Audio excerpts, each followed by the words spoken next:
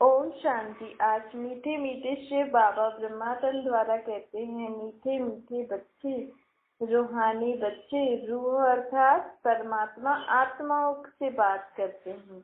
आत्माओं को कहते हैं तुम मेरे मीठे मीठे रूहानी बच्चे हो। कितना समय बाद हम बाप से मिले हैं? पूरे 5000 साल बाद हम बाप से मिले हैं ना। बाप अभी हमें बाप बन के वर्षा दे रहे हैं, टीचर बन के पढ़ाई पढ़ा रहे हैं, सतगुरु बन के पावन बनाने का रास्ता बता रहे हैं। वही बाप पतित पावन सर्व का सद्गति दाता भी है ना। हम सबको साथ ले जाने के लिए सब परम धाम और सत्युगी दुनिया का रास्ता बता रहे हैं। पतित से पावन बनाने के लिए कोई मेहनत नहीं करनी पड़ती, सिर्फ बाप को याद करनी पड़ती है। बाबा कहते भर घूमो फिरो खाओ पियो विलायत भी जाओ, सिर्फ अपने को आत्मा समझो और मुझे याद करो। अपने को आत्मा निश्चय करो, इस देह के अभिमान को छोड़ो, आत्म अभिमानी बनो। हम आत्मा हैं, शरीर लेते हैं क्यों? पाठ बजाने के लिए। एक शरीर से पाठ बजाए फिर दूसरा लेते हैं। देखो किसी का तो 100 वर्ष तक जीता रहता है, कोई 80 वर्ष तक, कोई 2 वर्ष, कोई 6 मास में ही शरीर छोड़ देता है, कोई तो जन्मते ही खत्म हो जाते हैं, कोई जन्म लेने से पहले गर्भ में ही खत्म हो जाते हैं। अब यहाँ के पुनर्जन्म और सत्य के पुनर्जन्म में रात दिन का अर्थ है। यहाँ होता है कर्मों के अनुसार शरीर लेते हैं, शरीर छोड़ते हैं, लेकिन सत्य की दुनिया में हमारे कर्मों के अनुसार हम शरीर छोड़ेंगे और लेंगे नहीं। वहाँ पे तो 150 साल सत्युग में आत्मा अपने शरीर में रहती है, त्रेता युग में 125 वर्ष रहती है। वहाँ का जन्म हमारे अभी के कर्मों के हिसाब से होगा। अभी जो हम ये एक जन्म जो परमात्मा की पालना में हम पढ़ रहे हैं, परमात्मा जो हमें पढ़ा रहे हैं, जो शिक्षा दे रहे हैं, जितना हम परमात्मा की पालना लेंगे, जितना हम परमात्मा से शिक्षा लेंगे, उनको याद करके पावन बनेंगे, उस अनुसार हमारा सत्युग में जन्म होगा तो 150 और 125 वर्ष। लेकिन सत्युग में पहले कौन आएगा, कौन उच्च घराने में जाएगा, कौन उससे कम घराने में जाएगा, वो अभी की पुरुषार्थ के अनुसार है। यहाँ गर्भ से जन्म लेते हैं तो गर्भ क्या होता है? जेल, सजाएं मिलती है ना गर्भ में भी बच्चे को। सत्युग में गर्भ महल होगा, क्योंकि वहाँ कोई विक्रम थोड़े किए होते हैं। रावण का राज्य ही नहीं, बाप सब बातें समझाते हैं। बेहद का बाप है, इस शरीर द्वारा समझाते हैं। कौन से शरीर द्वारा? ब्रह्मानंद द्वारा। इस शरीर की आत्मा भी सुनती है। सुनाने वाला ज्ञान का सागर बाप है, जिनको अपना शरीर नहीं है। सोचो, परमात्मा ज्ञान का सागर है, उसको सृष्टि के आदि मध्य अंत का ज्ञान है, और उनको अपना शरीर ही नहीं है, तो ज्ञान कैसे सुनाएंगे? सदैव जरूर किसी शरीर में आके सुनाएंगे ना। वह तो सदैव शिव ही है। जैसे वह पुनर्जन्म रहित है, भगवान का शरीर ही नहीं है तो पुनर्जन्म भी नहीं लेते, वैसे ही नाम रूप लेने से भी रहित है। अर्थात परमात्मा को जो लोग कहते हैं ना कि भगवान नाम रूप से न्यारा है, वो किस हिसाब से कहते हैं? परमात्मा का कोई शारीरिक रूप नहीं है, शरीर पे कोई नाम नहीं है, लेकिन परमात्मा की आत्मा पे नाम है शिव, और उनका रूप है ज्योतिर्बिंदी, निराकार ज्योतिर्बिंदी, जो आंखों से भी नहीं दिखता है। उनको कहते हैं सदाशिव। सदैव के लिए शिव अर्थात कल्याणकारी है। जिस्म का कोई नाम नहीं है। अभी ब्रह्मातन में प्रवेश किया है तो भी इस शरीर का जो नाम है वो परमात्मा पे नहीं पड़ता है। तुम्हारा यह बेहद का बाप तुम्हें पूरी दुनिया का संन्यास कराने आए हैं। इसमें भी कोई घर बार आदि छोड़ने की दरकार नहीं है। कहते हैं तुम्हें बुद्धि से इस पूरी दुनिया को भूलना है, अपने को आत्मा समझ परमात्मा की याद में रहना है। मैं आत्मा, मेरा बाप परमात्मा। ये शरीर मैंने इस दुनिया में कर्म करने के लिए लिया है। कर्म करते अब मुझे 5000 साल हो गए इस दुनिया में, शरीर लेते लेते, पाठ बजाते बजाते। अब मेरा पाठ खत्म हुआ, अब मैं अपने घर जाऊंगा। फिर कब मेरा पाठ शुरू होगा? सत्युग की नई दुनिया में। बाबा कहते, बच्चे तुम्हें सदैव हर्षित रहना चाहिए, क्योंकि यहाँ के हर्षितपन के संस्कार ही हम सत्युग में ले जाएंगे। सत्युग में देवी देवताओं कितने हर्षित रहते हैं ना। देखो, कलयुग अंत तक भी उनकी मूर्तियां जब हम देखते हैं तो कितनी कशिश होती है, कितना अच्छा लगता है ना उनको देखते। तो जब सत्युग में चैतन्य होंगे तो कितना अच्छा लगेगा। ऐसी दुनिया में जाने के लिए बाबा हमें लायक बना रहे हैं। बेहद का बाप हमको वर्षा दे रहे हैं ना, और तो कोई भी दे नहीं सकते। एक भी मनुष्य नहीं जिसको पता हो कि लक्ष्मी नारायण कहाँ गए। समझते हैं जहाँ से आए थे वहां चले गए। अब जहाँ से आए थे वहां चले गए तो यहाँ हम उनके मंदिर क्यों बना रहे हैं? जरूर यहाँ होकर गए हैं, तभी तो हम उनके मंदिर बना रहे हैं ना। अब बाबा कहते, बच्चे बुद्धि से जज करो। भक्ति मार्ग में तुम वेद शास्त्र पढ़ते हो, अभी मैं तुमको ज्ञान सुनाता हूँ, तुम जज करो। भक्ति में तुम क्या करते थे, अब जो मैं तुम्हें बता रहा हूँ क्या सही है? क्या भगवान हमें कुछ गलत बता सकते हैं? नहीं बता सकते ना। भगवान तो हमें सब सही चीजें ही बताते हैं। भगवान को कहते ही हैं सत्य है, तो वो हमें असत्य बातें बता ही नहीं सकते। भगवान हमें सब ज्ञान की बातें बताते हैं। अर्थात हर एक चीज हम क्यों करते हैं, किस रीति से करते हैं, उसका भावार्थ क्या है, इसका मतलब क्या है, ये हमें कौन बताते हैं? बाप। बाप कहते हैं, तुम समझते हो, पहले हम असत्य बोलते थे। पहले बोलते थे ना, सबसे बड़ा असत्य कौन सा बोलते हैं लोग? कि भगवान सर्वव्यापी है, आत्मा पे लेप शेप नहीं करते, शरीर पे लेप शेप करते हैं। तभी तो शरीर को गंगा स्नान कराते हैं ना। गंगा के पानी से स्नान करोगे तो शरीर थोड़ी स्नान कर, आत्मा थोड़ी स्नान करती है। जबकि लेप शेप तो आत्मा पे चढ़ा है। तो असत्य बोलते हो ना। दान पुण्य आदि करने से क्या होता है? आज आपने किसी को दान दिया, कल को उसने कुछ बुरा कर्म किया उस धन से, तो उसका पाप आप पे चढ़ेगा ना। लोग तो बड़े शौक से दान पुण्य करते हैं, परंतु ये नहीं समझते कि हमने दान किया, उसने गलत काम किया, जाके बीड़ी सिगरेट पिया, कुछ किसी को मारा करा, तो फिर उसका पाप हमारे पर पड़ता है। इसीलिए तो हम पाप आत्मा बने हैं इतने। इसलिए बाबा कहते हैं, दान भी सोच के करो, हर कर्म सोच समझ के करो। इसलिए बाबा हमें ज्ञान देने आए हैं। हम आत्माओं को निराकार परमात्मा ज्ञान देने आए हैं कि तुम पाप आत्मा कैसे बने हो। अब मैं तुम्हें फिर से ज्ञान का दान देता हूँ, जिससे तुम पुण्य आत्मा बन जाओगे। लाखों रुपए का कर्ज लोगों पे आजकल पड़ा हुआ है। ये रावण का राज्य है ना। कदम कदम पर मनुष्य को कितना दुख है ना। अभी तुम्हारे हर कदम में पदम जमा हो रहे हैं। कौन से कदम में? क्योंकि हम हर घड़ी किसको याद करके निकाल रहे हैं? परमात्मा को। हर कर्म किसकी याद में कर रहे हैं? बाप की याद में, और बाप की मत अनुसार कर रहे हैं ना। हमारी सोच, हमारी बोल, हमारे कर्म बाप के अनुसार हो रहे हैं। इसीलिए हमारे कदम कदम में पद्मों की कमाई हो रही है।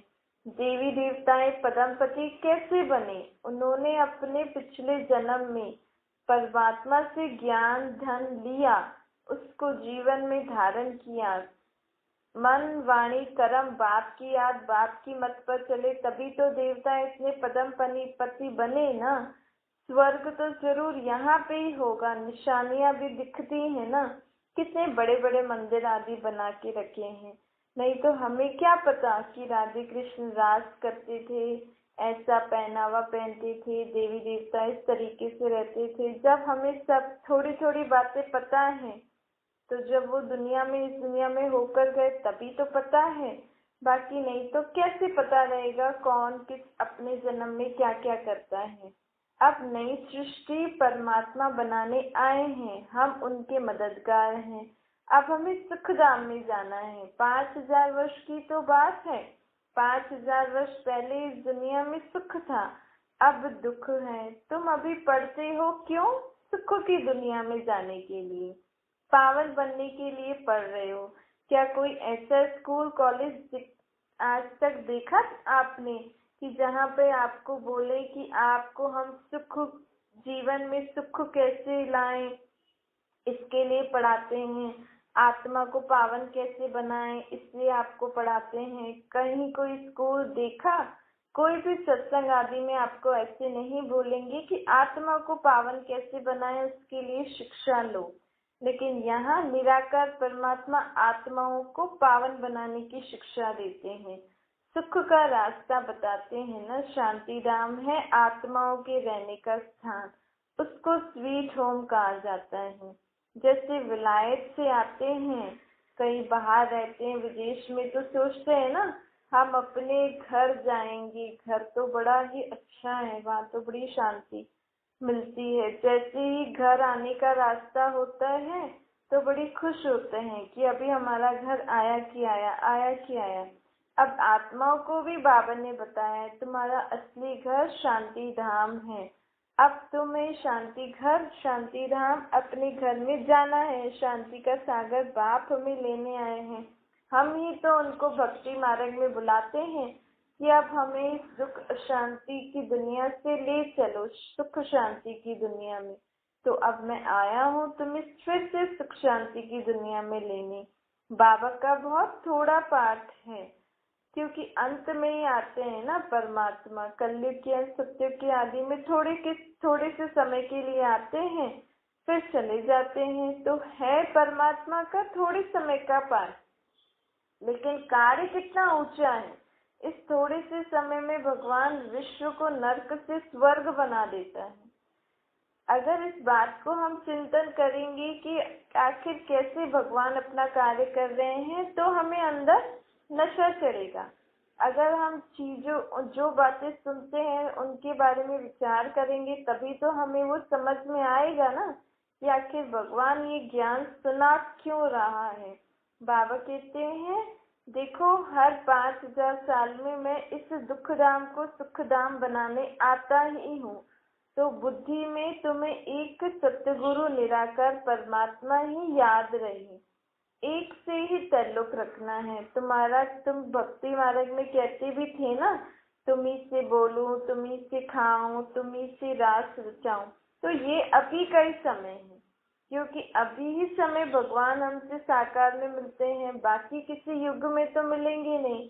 तो ये अभी का ही समय है जब हम बाबा से प्रैक्टिकल में ये अनुभव कर सकते हैं। भगवान से हम बात कर सकते हैं, उसके साथ बैठ सकते हैं, खा सकते हैं।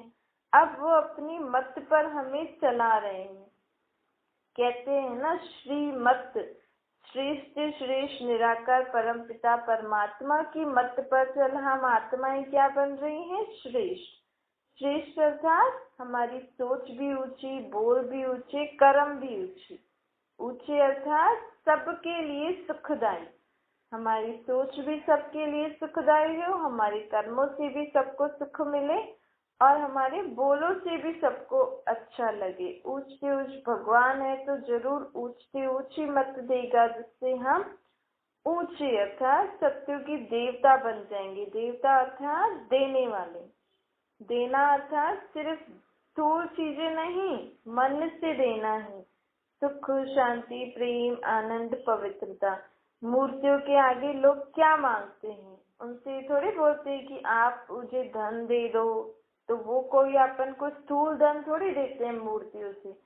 हम अगर उनसे धन भी मांगते हैं, कोई बात भी कहते हैं, तो वो क्या देते हैं हमें?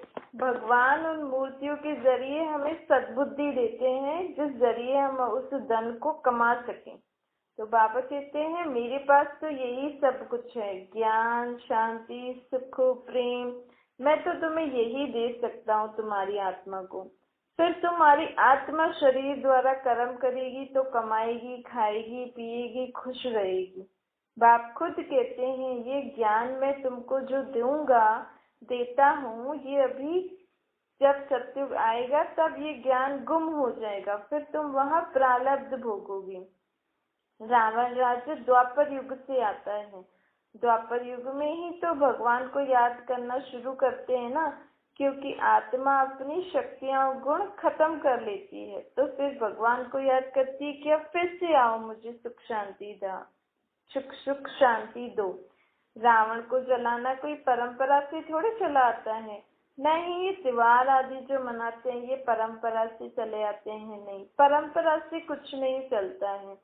जबकि सुख की दुनिया भी खत्म हो दुख की दुनिया आती है, दुख की दुनिया खत्म हो सुख की दुनिया आती है, तो परंपरा से कोई चीज नहीं चलती है।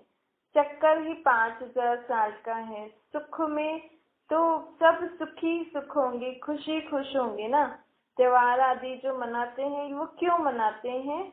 क्योंकि आजकल लोग बहुत दुखी रहते हैं ना, इसीलिए एक दिन मुकर्रर कर देते हैं कि इस दिन ये त्योहार होगा, इस दिन ये त्योहार होगा, तो सब मिलजुल के खुशियां मनाएंगे। खुश रहने के लिए ये त्योहार आदि मनाते हैं। रावण को तो द्वापर युग से जलाएंगे ना, जब विकार इस दुनिया में आएंगे तब से ही जलाएंगे। अब तुम्हें विकारों पर जीत पानी है, शिव से शक्ति ले, रावण पर जीत पानी है। शिव को राम भी कहा जाता है। कहते हैं ना, राम ने रावण को मारा, लेकिन राम क्यों हिंसा करेगा? रावण को मारेगा तो हिंसा भी करनी पड़ेगी ना। किसी पे हथियार चला सकता है कोई देवता?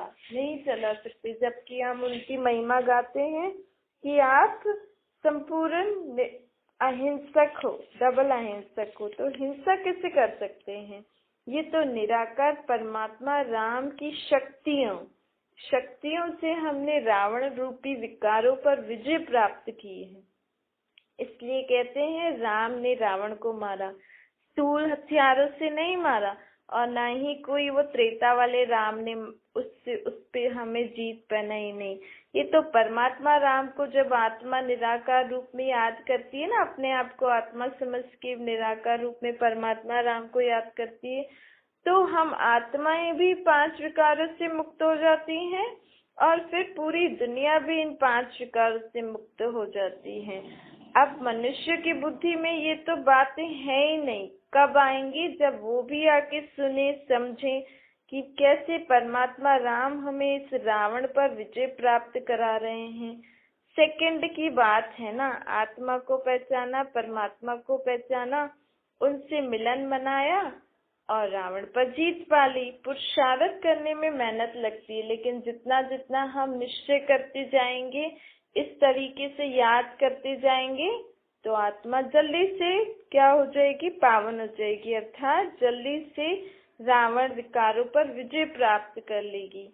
हम बाबा कहते हैं कि देखो, पहले पहले मैं तुम्हारा बेहद का बाप हूँ, फिर है शरीर के माँ बाप और शरीर के संबंधी। पहले तो आत्मा होती है ना, तो आत्मा का बाप परमात्मा, शांति धाम में रहने वाला, वही आत्माओं का बाप परमात्मा अभी हमारे लिए सुख धाम की स्थापना करने आए हैं। इस्लामी, बौद्धिक, क्रिश्चियन आदि सब धर्म वाले द्वापर युग से आएंगे, तो भाषाएं भी अनेक हो जाती हैं धर्मों के साथ, शास्त्र भी अनेक हो जाते हैं, तो इसीलिए लड़ाई झगड़ा शुरू हो जाता है। लड़ते तो सब है ना, क्योंकि निधन के बन गए हैं, अपने बाप को ही नहीं जानते तो लड़ाई झगड़ा करते रहते। सतयुग में तो कोई लड़ाई झगड़ा नहीं करते थे, क्योंकि बाप ने उनको राज्य स्थापन करके दिया था ना, और एक ही धर्म था, एक का ही राज्य था। जब द्वैत होता है ना, 2 हो जाते हैं तो खिटपिट होती है। घर में भी ऐसे ही होता है ना, घर में भी पहले अगर एक परिवार होता है तो शांति से चलता है, फिर अगर बच्चे बड़े हों, बहुएं वगैरह और आए, ऐसे परिवार अगर बढ़ता रहता है तो फिर लड़ाई झगड़े हो जाते हैं। बाप कहते हैं अब मैं तुमको फिर से राज्य देने आया हूँ, जो तुम्हारा राज्य रावण ने छीन लिया है। रावण ने किसका राज्य छीना है? आत्मा का। आत्मा का राज्य छीना है ना। अब हम देह के भान हो गए हैं, तो रावण विकार जब होते हैं तब हम देह के भान में सारा काम करते हैं, और परमात्मा राम की राज्य में सत्युग में हम आत्म अभिमानी की स्मृति में रहकर कार्य करते हैं। तो रावण ने आत्मा का राज्य छीना है। आत्मा जो असल में शांत स्वरूप, प्रेम स्वरूप, आनंद स्वरूप थी, पवित्र थी, उसकी सारी शक्तियां और गुण किसने छीन लिए? रावण ने। तो फिर से बाबा आत्माओं को राज्य देने आए हैं, स्वर्ग का वर्षा देने आए हैं। स्वर्ग में तुम्हारा अखंड अटल अडोल राज्य होगा। वहाँ कोई तूफान आदि की बात नहीं होगी, बीमारी आदि सब हमेशा के लिए खत्म हो जाएगी। इसलिए कर्मों का हिसाब किताब, बीमारी आदि ज्यादा आए तो डरना नहीं है। जब भी कुछ ऐसी कोई बात होती है, बीमारी या कोई भी कर्मों का हिसाब किताब, कोई भी ऊंच नीच बात होती है, तो हमें बाबा कहते हैं कि तुम हमेशा स्मृति रखो कि मेरे पिछले जन्मों का हिसाब किताब चुकतू हो रहा है। डरो नहीं, सब पिछाड़ी में आएंगे ना, क्योंकि हिसाब किताब तो चुकतू करना ही है। आजकल तो बुढ़ापे में भी लोगों को ऐसे विकारी संकल्प आते हैं कि बूढ़े भी जवान बन जाते हैं। मनुष्य वानप्रस्थ लेते थे, अभी तो घरों में ही रहते हैं, मरते समय तक घर में ही रहते हैं, मोह माया में फंसे हुए हैं ना। बाबा कहते हैं देखो, सन्यासी तो जंगल में चले जाते थे, फिर अगर स्त्री होती थी तो वो घर में रहती थी, तो वो भी एक तरीके से पवित्र ही रहती थी ना। स्त्रियों को जंगल में जाने नहीं देते थे, लेकिन सन्यास पुरुष चला गया तो स्त्री भी तो फिर पवित्र ही हुई ना। अब बाबा कहते हैं कि मैं तुम्हें ऐसा कोई सन्यास करने के लिए नहीं कहता हूँ, मैं तो कहता हूँ बाबा को याद करो और पवित्र रहो, और कोई बात थोड़ी कहता हूँ। और दैवी गुण धारण करो। आजकल तो देखो कितना दुनिया कितनी गंदी हो गई है ना, लोगों की दृष्टि भी कितनी बुरी हो गई है। अपनी कर्मेंद्रियों पर पूरा संभाल करना चाहिए। कर्मेंद्रिय अर्थात सारी शरीर की जो भी हमारी आंखें, कान, नाक आदि हैं, मुख है, इन सर्व कर्मेंद्रियों पर आत्मा का राज्य होना चाहिए। कुछ भी उल्टा सीधा ना देखना है, ना बोलना है, ना खाना है, ना पीना है, ना सुनना है। बाबा की मत पर ही सब कुछ कार्य करना है। सोचना है तो भी बाप की याद में, बोलना है तो भी जो बात सुनाते हैं उस अनुसार बोलना है, सुनना है तो भी अच्छी बातें सुननी है। क्योंकि जब हमारी कर्मेंद्री कुछ उल्टा सीधा देख लेती है, सुन लेती है, बोल लेती है, तो वो मन में ही चलता रहता है ना। तो मन में ही वही बातें चलती रहेंगी तो बाप की याद नहीं रहेगी। इसलिए बाबा कहते हैं अपनी सर्व कर्मेंद्रियों पर कंट्रोल रखो, बाप की याद में। सब अपना सारा पोता मेल बाप को देते रहो, तो बाबा भी तुम्हें डायरेक्शन देते रहेंगे। अच्छा, मीठी मीठी सिक्की लगे बच्चों प्रति माता पिता बाप दादा का याद प्यार और गुड मॉर्निंग। रूहानी बाप की हम सभी रूहानी बच्चों को नमस्ते। हमारी भी रूहानी माता पिता बाप दादा को याद प्यार, गुड मॉर्निंग और नमस्ते।